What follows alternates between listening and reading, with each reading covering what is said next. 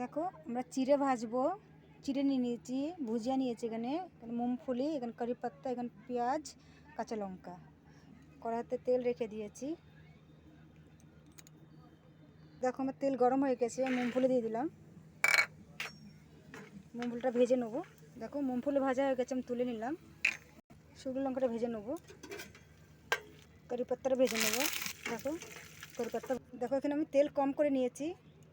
পেঁয়াজগুলো দিয়ে দেবো, পেঁয়াজগুলো দিয়ে দিলাম। পেঁয়াজটাকে অল্প করে ভেজে নিলাম, কাঁচা ভাবটা বেরিয়ে গেল। দেখো অল্প একটু তেল আবার দিয়ে দিয়েছি। এবারটা আমি চিড়েগুলো দিয়ে দেবো। দেখো চিড়েগুলো আস্তে আস্তে ভাজা হচ্ছে, 2-3 মিনিট ভাজবো। দেখো 1 মিনিট হয়েছে, ভাজা হয়নি, এখন 1 মিনিট ভাজতে হবে। এটা হালকা আছে ভাজতে হবে, বেশি জোরে দিলে পুড়ে যাবে। দেখো 2-1 সেকেন্ডের জন্য ঢেকে দেবো। 2-1 সেকেন্ড হয়ে গেছে, আমি খুলে দেবো ঢাকন। দেখো গ্যাসটা বন্ধ করে দিয়েছি। পেঁয়াজ দিয়ে দেবো, কারি পাত্তা দিয়ে দেবো,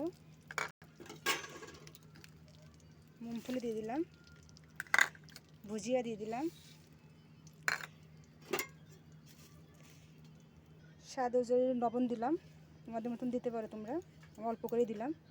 একটু চাট মশলা দিয়ে দিলাম। দেখো এটা সব মিলে মাখাবো এটা। তোমরা সবাই আমাকে সাপোর্ট করো, আমার ভিডিও কেউ দেখছেই না।